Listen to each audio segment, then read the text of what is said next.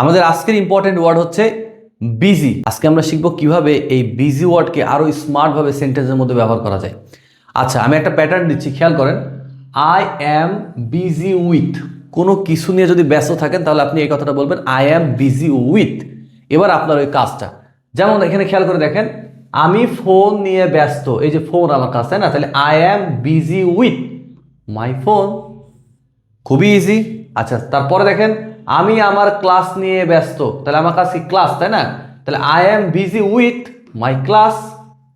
আচ্ছা, তারপরে কি, আমি আমার অফিসের কাজ নিয়ে ব্যস্ত। I am busy with office task. আচ্ছা, তারপরে কি আছে, আমি আমার কাজ নিয়ে ব্যস্ত। সেম জিনিস, I am busy with my work, আমার কাজ, তাই না? এই যে আমার কাজ। আচ্ছা, আর একদম লাস্টেটা দেখবো আমরা, আমি প্রস্তুতি নিয়ে ব্যস্ত।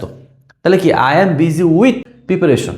আচ্ছা, এবার আপনার জন্য যে কাজটা থাকবে সেটা হলো, আমি আজ পড়াশোনা নিয়ে ব্যস্ত। কি হবে এটার ইংরেজি অনুবাদ? আমার কমেন্টে লিখে জানান। আমি আপনাদের জন্য খুবই ইম্পর্টেন্ট ইংরেজি ওয়ার্ড প্রতিদিন নিয়ে আসবো এবং সেটার স্মার্ট প্যাটার্নগুলো আপনাদের শেখাই দেবো প্রতিদিন আমার নতুন নতুন ভিডিওতে। আর এই ধরনের ভিডিও আপনার ইংরেজি স্পিকিংকে নতুন একটা মাত্রা দেবে। তাই দ্রুত আমার পেজকে লাইক এবং সাবস্ক্রাইব করে রাখুন। ইনশাল্লাহ আমার সাথে দেখা হবে আপনার পরবর্তী ভিডিওতে।